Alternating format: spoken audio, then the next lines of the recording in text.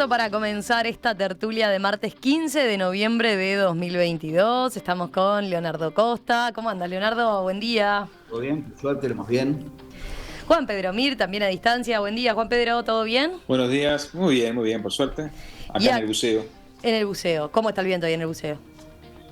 Bien, moviendo las hojas. Bien, lindo bien. Día. Bueno, y acá en estudio Fernanda Feir, a quien escuchaban recién. Fernanda, buen día. Buen día, acá errándole el día, pero estamos bien. ¿Por qué errándole? Porque te dije que era 14 y era 15. Ah, tenés razón. Sí, me agarraste distraída. Bueno, y Santiago Soto. Santiago, buen día. Buenos días para la audiencia. Buenos y ventosos días. Vamos al primer tema que tenemos para discutir hoy. La Armada Nacional recibió el domingo 3 lanchas guardacostas donadas por Estados Unidos. Como parte del acuerdo de cooperación entre los dos países, Uruguay pagó la puesta a punto de las naves y de su traslado hasta nuestro país. Hablando en rueda de prensa durante la ceremonia de bienvenida en el puerto de Montevideo, el ministro de Defensa, Javier García, dijo que este va a ser el primer paso de un proceso que tendrá otros tantos más. Avanzamos 50 años, porque de tener buques de 70 años a tener este que tiene de 15, 20 años. Entonces, la verdad que es un avance más que significativo, porque las Fuerzas Armadas, y esta en particular, pero todas, o están armadas o equipadas o no son fuerzas, y no cumplirían con el mandato que sale de la Constitución y de la ley, que es cuidar nuestra soberanía y, por ejemplo, en este caso específico de la Armada Nacional, cuidar nuestros recursos naturales y estratégicos. Para cuidar la soberanía y para cuidar nuestros recursos naturales en el mar, hay que estar en el mar. Esta misma cuestión, la necesidad de renovar el equipamiento de las Fuerzas Armadas, fue planteado en términos un poco más dramáticos por estos días por el senador Guido Manini Ríos. El lunes pasado, durante una comparecencia del ministro García en la Comisión de Defensa de la Cámara Alta para exponer sobre las modificaciones de la Ley Orgánica Militar, el líder de Cabildo Abierto reclamó que el Estado haga inversiones urgentes en la Fuerza Aérea. Manini Ríos advirtió que esa fuerza está ante una situación límite que nunca se había dado antes y que deja a Uruguay al borde de la indefensión. El excomandante en jefe del Ejército relató una visita reciente que realizó junto a sus colegas de la comisión a la base aérea 2 en Durazno. El militar retirado dijo que para cumplir las estrictas funciones de defensa nacional, la Fuerza Aérea cuenta con apenas un solo avión en su orden de vuelo. Se trata del Cessna A37B Dragonfly. Hay otros dos que, pese a ser de entrenamiento, según Manini, se utilizan a veces para el control del espacio aéreo. ¿Qué dijo Manini? Bueno, nos queda la preocupación sobre esta realidad, insistió. Su razonamiento, bueno, basta que un avión, el A37, quede fuera de servicio para que no se pueda cumplir la misión de defensa del espacio aéreo uruguayo. A raíz de estas noticias, les pregunto, ¿cuán importante es asegurar la defensa de la soberanía para ustedes? ¿Es un tema que les preocupa? ¿La renovación del equipamiento, sobre todo de la Armada y de la Fuerza Aérea, debería ser prioritaria? ¿O la imposibilidad de cumplir las misiones de defensa, es un riesgo con el que convivimos ya desde hace años, pero sin mayor importancia? ¿Cómo lo ven? ¿Quién quiere arrancar? Arranco. Dale. A ver, yo creo que sobre todo la Fuerza Aérea y la Armada cumplen un rol que no tiene que ver con el tradicional que uno se imagina de defensa frente a ataques externos, sino más bien que tiene que ver con otras cosas, que tiene que ver con la seguridad nacional sentida desde el punto de vista de la lucha contra el crimen organizado, de la protección de lo que es el espacio aéreo, la protección de las aguas territoriales, frente a pesca ilegal, entre otras cosas. Hay una serie de delitos que hoy por hoy complejizan la función o el rol que debiera tener, a mi juicio, las Fuerzas Armadas. Cuando hace un tiempo se discutía la ley de derribos, que fue parte de la discusión en la LUC, mal podríamos derribar porque no tenemos con qué. O sea, era una discusión un poco teórica. ¿Por qué? Porque justamente nosotros no tenemos posibilidades, a veces tenemos hasta problemas de cobertura de radar en el territorio nacional. Entonces, el crimen organizado, y Uruguay forma parte ya no simplemente ahora de un tema de tránsito, sino que es parte de destino final y de logística del crimen organizado, me parece que requiere ciertas herramientas que Uruguay las tiene que tener. Y la Fuerza Aérea, por un lado, y la Armada, por el otro, cumplen un rol significativo. Entonces, yo creo que generalmente uno tiene que despojarse acá de la tradicional discusión de si son necesarias en Uruguay las Fuerzas Armadas, porque todos los países del mundo, aún aquellos que teóricamente no tienen Fuerzas Armadas, tienen igual fuerza de aire y fuerza de mar incorporadas a una gendarmería o a una fuerza policial o lo que fuere. O sea, esa discusión creo que podría circunscribirse a las fuerzas de tierra que tiene el ejército concretamente. Pero en cuanto a lo otro, yo comparto de que en Uruguay todo es prioridad y hay un montón de problemas, pero este es un tema que nos va a afectar finalmente, si no tenemos herramientas, a la seguridad interna y al combate contra el crimen organizado. Uh-huh. O sea, Nico, vos lo ves con preocupación. Sí, por supuesto.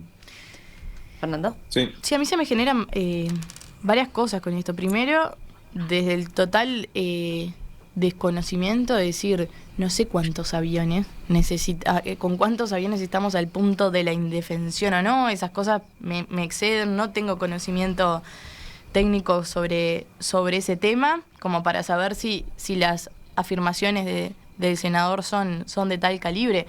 Ahora, claro que comparto la preocupación por el cuidado de la soberanía nacional, sobre todo porque yo entiendo a la soberanía nacional y al cuidado de los límites de su territorio como parte esencial de la definición de una nación, de un Estado. Cuando aprendemos desde chiquitos cuáles son los elementos, ¿no?, que componen al Estado, y vemos al territorio como uno de los elementos clave, bueno, el territorio no es decir un país tiene estos límites y nada más.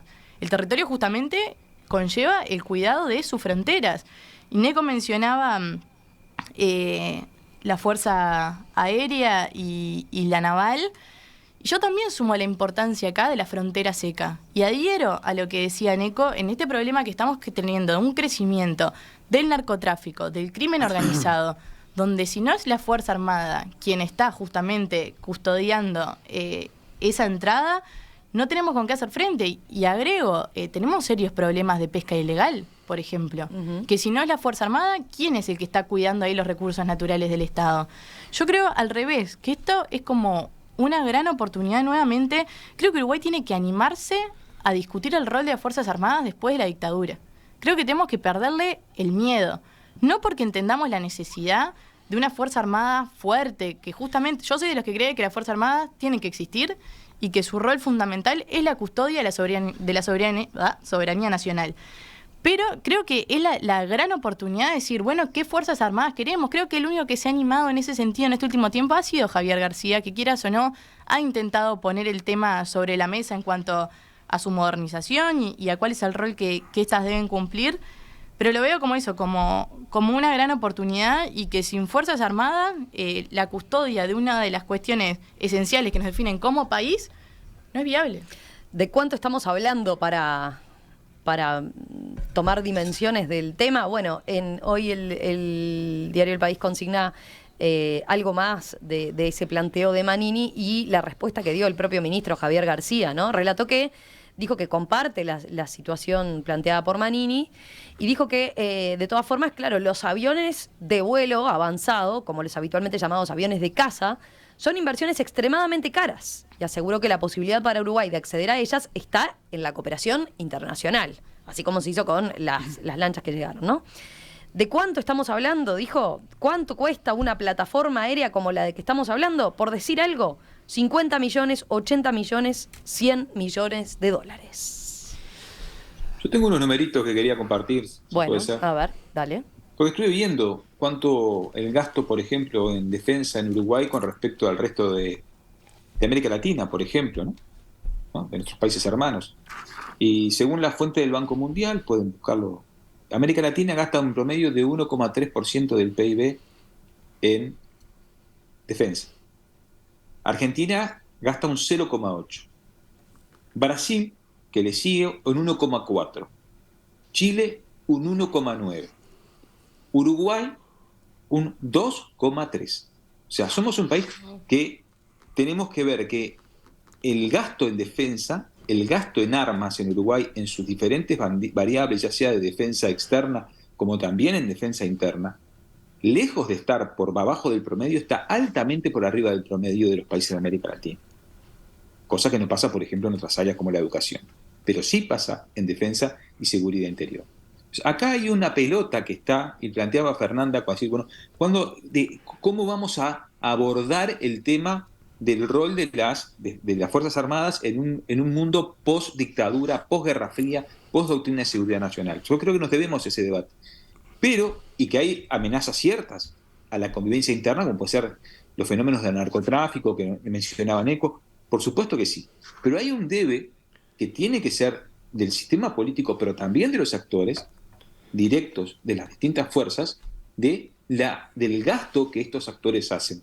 Porque el grueso del gasto en las Fuerzas Armadas no es en defensa, es en los gastos de seguridad social, es en el gasto del tejido social que sostienen el ejército y sostienen las distintas fuerzas, que son gastos sociales indirectos, dando empleo muy mal pago, pero dando empleo a decenas de miles de compatriotas, que son actividades sociales, no son necesariamente de defensa. Entonces, ahí, Juan Pedro, yo te iba a preguntar, en esa cifra que manejaste, ¿está incluido, por ejemplo, eso, el famoso gasto en la caja militar, por ejemplo? Exactamente. Entonces, ahí es donde tenemos que blanquear y bueno, tener líneas para que Uruguay debe gastar, son miles, ¿no? Ciencia, tecnología. En este sentido hay que blanquear en una mirada a largo plazo, donde por supuesto se necesitan Fuerzas Armadas que cumplan con su rol de cuidado, pero no es que Uruguay no gaste en defensa, Uruguay gasta mucho. Santiago.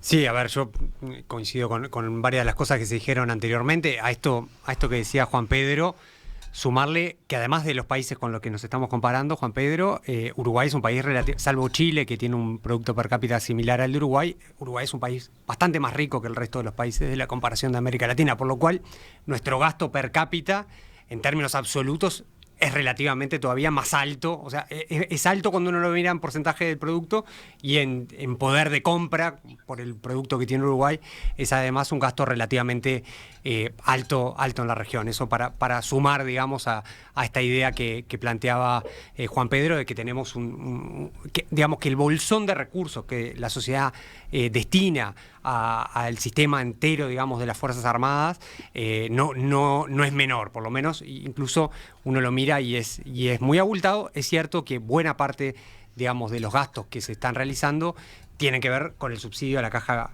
militar, lo llamada caja militar, que están cerca de un punto del producto anual. O sea, estábamos hablando de cosas de 80 millones, 70 millones, decía el ministro, 50, y estamos hablando que todos los años se gastan 600 millones de dólares, 500 y pico, 700, depende del tipo de cambio del año, el tamaño del agujero cada año, pero eso es básicamente lo que los uruguayos por año destinamos para financiar el servicio de retiros policiales. Entonces, militares, perdón. Por lo tanto, tenemos, digamos, un tema de magnitud, pero luego creo que la discusión más relevante, y es algo que planteaba Neco, es cuál es, en definitiva, la misión y la composición de ese gasto que se realiza en los temas vinculados a las Fuerzas Armadas. Y cuando uno entra ahí, y bueno, Uruguay tiene que tener unas Fuerzas Armadas preparadas para una hipótesis de conflicto armado con sus vecinos, de defensa, y bueno, quizás si uno armara las Fuerzas Armadas para esas hipótesis, requeriría una inversión en cierto equipamiento militar que creo que no debería ser lo más razonable que uno piense que debería ser el plan, digamos, de mediano plazo de cómo debería estar armado. Y más debería ir, y ahí coincido con lo que planteaba, en plantearse las hipótesis de defensa de la soberanía nacional. O sea, en eso tengo una coincidencia, que esa es la hipótesis sobre la cual uno debería montar los planes de inversión y equipamiento y de reconversión, en definitiva, del gasto militar que tiene el Uruguay. Uruguay tiene que reconvertir parte del gasto militar, y en parte es porque hay mandatos cruzados, porque el mismo ministro que ahora dice que hay que modernizar, hace 3 días festejaba que a los cadetes cada vez se los puede admitir con menos formación. Y bueno, ahí hay una contradicción. Y lo decía porque las Fuerzas Armadas cumplen un rol social muy importante. O sea, si nosotros queremos las Fuerzas Armadas que sean el MIDE, queremos unas Fuerzas Armadas que defiendan la costa, queremos unas Fuerzas Armadas que además planteen hipótesis de conflicto, y queremos además unas Fuerzas Armadas que permitan jubilarse a los mandos militares con sueldos por arriba de lo que cobraban en actividad, y bueno, esas 3 cosas al mismo tiempo, 4 cosas, no son viables. Hay que tomar opciones y creo que en eso hay discusiones que todavía no hemos dado en profundidad en el país y que son muy difíciles porque pisan callos, digamos, de intereses que son muy legítimos. O sea, hay una función social sin duda de las Fuerzas Armadas y del Ejército en el interior profundo, eso es indudable. Hay roles que también uno tiene que tener en función también de la defensa del interés nacional más allá solamente de las fronteras. O sea, todos tienen su pedazo de verdad, pero si no nos ponemos arriba de la mesa y pensamos cómo esa bola, que es muy grande para el Uruguay, se redistribuye, me parece que no vamos a poder hacer grandes cambios más allá de comprar 3 lanchas viejas, 2 aviones, no sé cuánto, y alguna cosita más por acá y por allá. A ver, Neco, ¿cómo ven esto que decía Santiago? Pues tendríamos que hacer después una lista de cómo hacer la lista de prioridades, ¿no? Cuando sabemos lo que decía Fernanda, y creo que todos coinciden, siempre el presupuesto es corto. Bueno, teniendo en cuenta esa nueva realidad que planteaba Neco de las Fuerzas Armadas que necesitamos para el siglo XXI y para combatir entonces el crimen organizado y el narcotráfico, ¿cómo ubicarla, no? Pero la realidad es que en Uruguay cuando se dice hay que priorizar algo, se prioriza todo. Nadie quiere dejar de despriorizar, si es que existiera la palabra.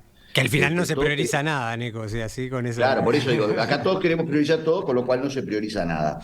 Yo creo que sí, a ver, para mí la discusión no es Fuerzas Armadas sí, Fuerzas Armadas no, sino el rol, un poco lo que dice Santiago, ¿cuál es el rol? ¿Y cuál es la dimensión que necesitamos para ese rol? Y a mí me parece que la dimensión que tenemos hoy para el rol que tenemos y el equipamiento para que tenemos, claramente está totalmente fuera de lugar.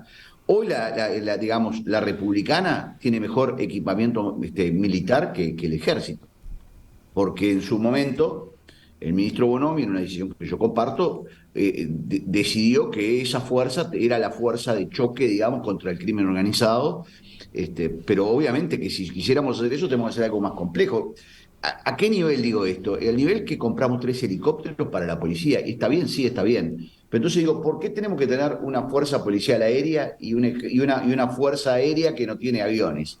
Y yo creo que la gran discusión es esa, es discutir el tamaño y el para qué. La cantidad de coroneles que existen en Uruguay, ¿es razonable a la dimensión del ejército? ¿Todo el sistema jubilatorio es razonable? No lo es. Lo que pasa que, más que callos, yo creo que lo que hay acá son votos.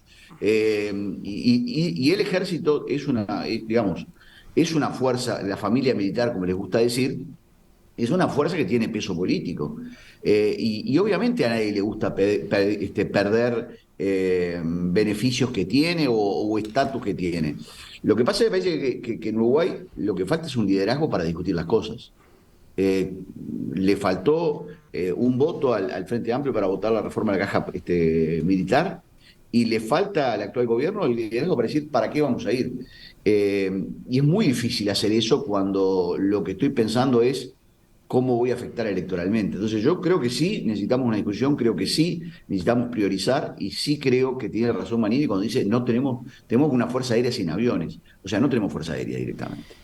Y yo creo que no se necesita, como decía Santiago, grandes casas, se necesita, y no sé cuál es la dimensión, porque no soy experto en eso, algo que sea funcional a poder derribar avionetas que traen cocaína o otras sustancias desde Bolivia, Perú o donde sea, o de Brasil. Esa para mí es el rol, y creo que ese es el rol además de coordinación entre las Fuerzas Armadas de la región, no otro. Yo creo que claramente tiene un componente electoral, y creo que la muestra de eso justamente las declaraciones del senador. Yo muchas veces he mencionado que cuando se forma parte de una coalición de gobierno, o sea, Cabildo Abierto forma parte del gobierno, y creo que tiene hasta un cierto grado de comodidad pedir, bueno, necesitamos 6 aviones, bueno, ¿y de dónde salen los recursos? Porque creo que el senador conoce también cuál es la situación económica que atraviesa el país. Entonces, por lo menos, no me parece muy responsable, y entiendo sí que apunta a un nicho electoral en el cual señala, bueno, quiero 6 aviones más, sí, yo también quiero un montón de cosas. ¿De dónde sacamos los $200 millones necesarios para eso? Creo que cuando uno forma parte de un gobierno, eso son cosas que tienen que ir juntas, ¿no? La propuesta de los 6 aviones más y de dónde se sacan los recursos. Y yo, además de un factor electoral, creo que seguimos atrás de un fantasma. Creo que hay quienes intentan plantear que cuando cuestionamos el rol de las Fuerzas Armadas, que no es un componente en contra de las Fuerzas Armadas, nadie está hablando en contra de las Fuerzas Armadas, nadie está hablando en contra de la labor de un montón de militares, sobre todo los que entraron después del peor periodo que atravesó la historia de este país, que nada tienen que ver con lo que en ese momento pasó, pero siempre está como ese fantasma de si queremos discutir el rol de las Fuerzas Armadas, es porque están en contra de Fuerzas Armadas y es porque acá se viene a cobrar facturas de otros tiempos y nada tiene que ver. Yo tengo 26 años, yo estoy pensando en un país para adelante, que como bien señalaban todos mis compañeros, hay inconsistencias que no lo hacen viable. Entonces, si no logramos tener la honestidad intelectual de por fin lograr sacar ese velo y decir, bueno, pasaron esta cantidad de años, acá estamos hablando de un tema país que no tiene nada que ver ni con revanchismo, ni con la cabeza de nadie, que creo que ese discurso también le sirve a un electorado, a un nicho que se intenta cuidar. Me parece que así es muy difícil caminar, porque siempre se va a poner sobre tela de juicio si esto no tiene una connotación diferente que la única que estamos planteando acá, que creo que es la que la mayoría del país quiere discutir.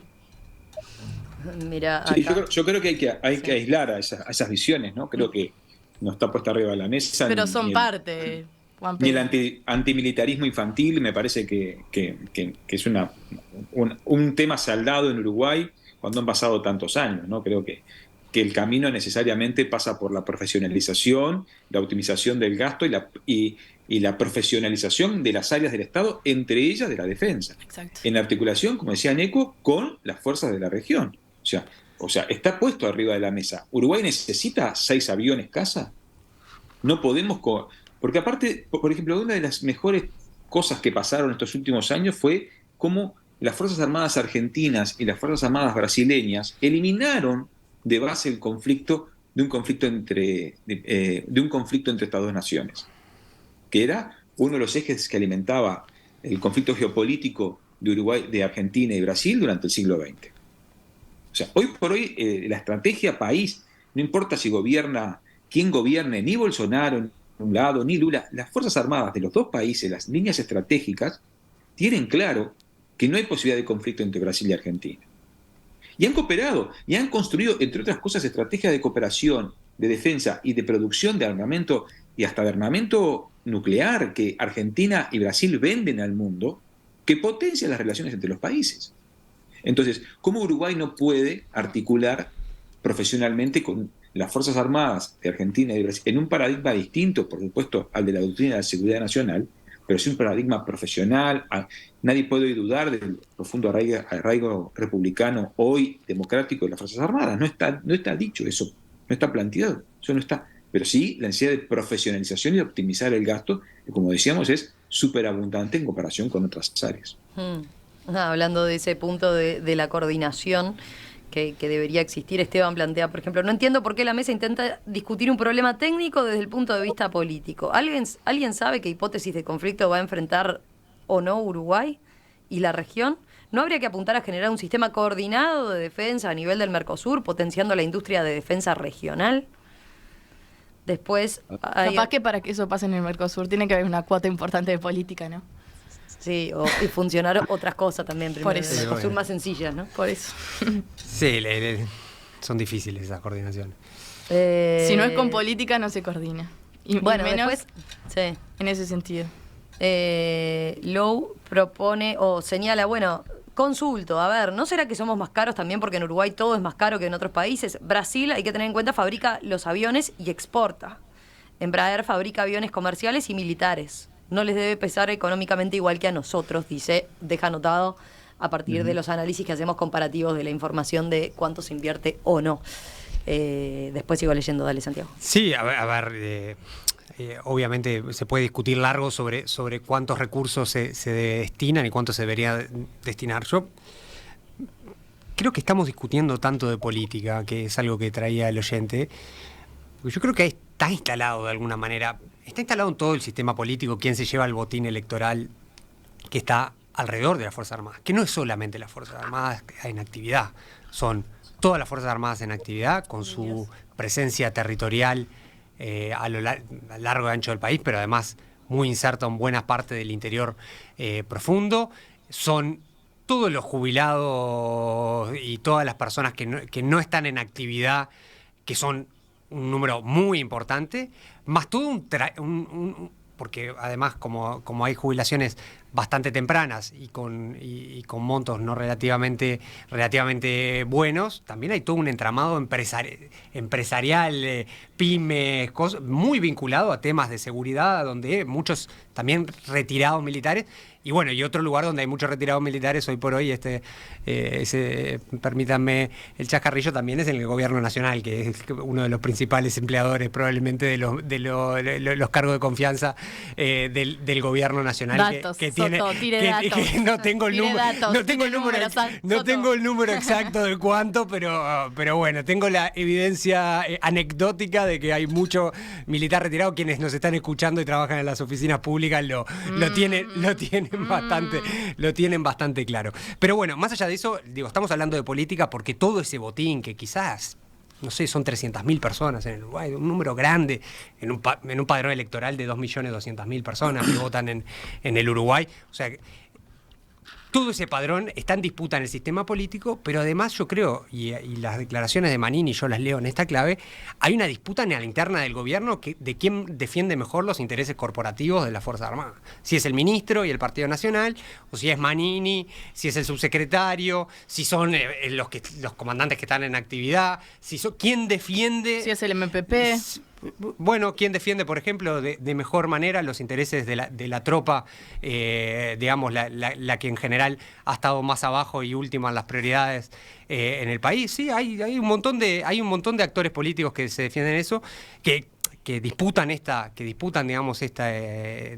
realidad, lo cual no está mal, digamos, una sociedad democrática está bien que se haga, pero yo creo que la discusión en el centro entre las declaraciones que estamos viendo de Manini, cuando además viene cierto armamento militar, que hay claramente una disputa política latente muy fuerte en este gobierno de quién es el mejor representante del interés corporativo de las Fuerzas Armadas o de los mandos de las Fuerzas Armadas o de los dos, en definitiva, intereses de ciertos grupos dentro de las Fuerzas Armadas, que creo que en esa clave es que cualquiera que escucha a Manini, más además en un momento que se están trayendo estas lanchas, uno lo puede leer sin duda como una tensión interna política que está viviendo en este tema la coalición y que no es en el único tema. También está en discusión los cambios en el régimen jubilatorio y las modificaciones que se hicieron entre un proyecto y otro, las que se modificarán o no ahora en el Parlamento. O sea, hay varios temas de la agenda donde esta dinámica de puja entre quién representa mejor esos intereses está